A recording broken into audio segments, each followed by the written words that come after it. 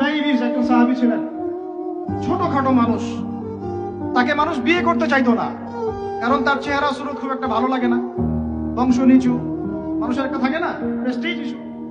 তার মনে কষ্ট। নবী সাল্লাল্লাহু আলাইহি ওয়াসাল্লাম একদিন প্রস্তাব পাঠালেন, তাকে চিঠি দিয়ে যে তুমি এই চিঠিটা নিয়ে অমুক গোত্রে যাও, গিয়ে বলো যে আমিই বলেছি তোমাকে যেন মেয়ে দেয়। তখন তারপরেও মেয়ে দিতে চাচ্ছে না, কিন্তু সেই মেয়ে শুনেছে যে আল্লাহর নবী সুপারিশ করেছে, আমার যৌবনের উপর ধিক্কার যদি আমি এই সুপারিশ না রাখি। তিনি বললেন জুলাইবিস যেমনই হোক চেহারা, আমি তাকে বিয়ে করতে রাজি আছি। তিনি বিয়ে করলেন, সংসার হলো, শুরু হলো। এই সাহাবী খায়বার যুদ্ধে শহীদ হলেন। নবী সাল্লাল্লাহু আলাইহি ওয়াসাল্লাম তার চারপাশে দেখলেন, তার চারপাশে 12 জন ইহুদির লাশ পড়ে আছে। কয়জন? একাই 12 জনকে হত্যা করেছে এই সাহাবী। আল্লাহর নবী তাকে নিজের